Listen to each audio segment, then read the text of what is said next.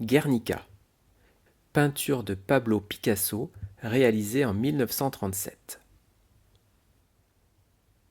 Guernica représente un épisode de la guerre civile qui a opposé, entre 1936 et 1939, les républicains du gouvernement espagnol aux nationalistes du général Franco. Ces derniers étaient soutenus par les dictatures allemande d'Adolf Hitler et italienne de Benito Mussolini.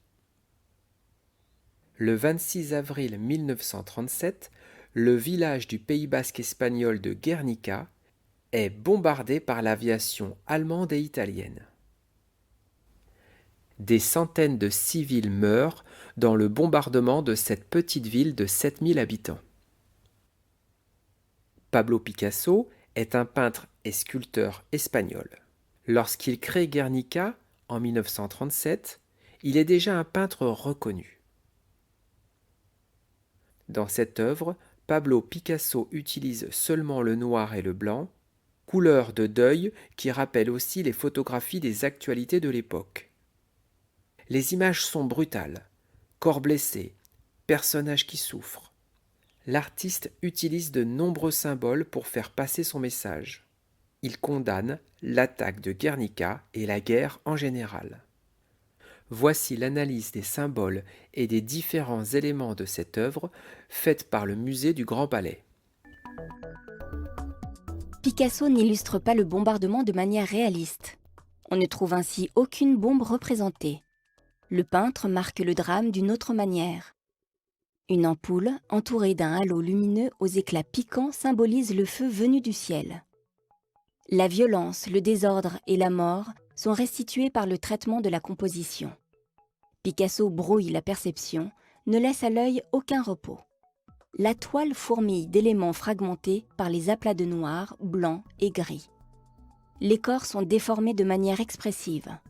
Les tracés et les formes ne cessent de se superposer. Juste sous l'ampoule, la tête du cheval attire le regard. L'animal est éventré et transpercé par une flèche.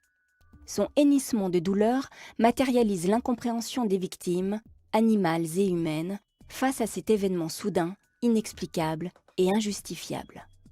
Son corps est recouvert de petits traits qui ressemblent de loin à des caractères de journaux, peut-être une allusion aux articles annonçant la nouvelle du bombardement. Picasso l'a presque entièrement dessiné au trait, ce qui la rend à peine visible. C'est un traitement symbolique. Au cours de cette journée dramatique, la paix s'est effacée devant la guerre. Fréquent dans l'œuvre de Picasso, grand amateur de corrida, l'animal se tient ici en retrait. Sans doute faut-il y voir l'incarnation de l'Espagne, mais selon le peintre, le taureau est avant tout un animal massacré, comme le cheval. Reste que, saisi d'une étrange immobilité, le taureau est le seul personnage à fixer le spectateur, comme s'il voulait le prendre à témoin, le forcer à regarder la catastrophe en face. La tête recourbée, une langue pointue sortant de la bouche et les yeux révulsés, cette mère éplorée tient son bébé mort. Elle interroge le ciel dans un geste impuissant de la main. C'est une figure de Madone, proche de certains portraits de Dora Maar, que Picasso surnommait « la femme qui pleure ». Hormis les animaux, tous les personnages du tableau sont féminins, ou presque. Un seul homme gît, démembré par les explosions. Près de la tête, son bras tient encore fermement un glaive brisé. Guernica s'était vidé de ses hommes, parti combattre aux côtés des républicains. Le glaive brisé symbolise peut-être la résistance héroïque, mais impuissante face à l'horreur. Cette femme au corps démesurément étiré semble exprimer l'accablement face à l'ampoule-bombe qu'elle fixe d'un regard hébété. La démarche lourde, le corps en partie dévêtu, elle ressemble à ces survivants abasourdis qui ont dû errer dans la ville en ruine après le bombardement.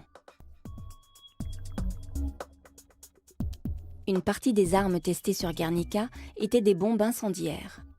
Cette femme, aux bras levés et aux cris désespérés, se jette de la fenêtre de sa maison en flammes. L'incendie est symbolisé par une crête de triangle sur le toit de l'édifice et les vêtements de la femme. Ce personnage est sans doute le plus mystérieux de la composition, si l'on admet, bien sûr, qu'il cache un symbole. S'agit-il de la communauté internationale indignée qui veut faire la lumière sur le drame, ou encore de la raison alarmée qui cherche à maintenir au cœur de l'horreur les lumières de l'esprit? Picasso nous livre peut-être un indice dans ses Minotauromachie. On y retrouve cette figure féminine, porteuse de lumière, qui y incarne l'innocence et la révélation. Au début du XXe siècle, Paul Cézanne, puis Pablo Picasso et Georges Braque inventent une autre façon de peindre. Ils déconstruisent les objets, les paysages, les visages pour les représenter géométrisés et simplifiés sous plusieurs angles en même temps. Ils ne respectent pas la perspective, mais jouent avec la lumière en utilisant surtout du gris, du brun, du vert. Cette manière de peindre est appelée le cubisme. Guernica est une peinture historique et figurative dans laquelle on retrouve des éléments cubistes.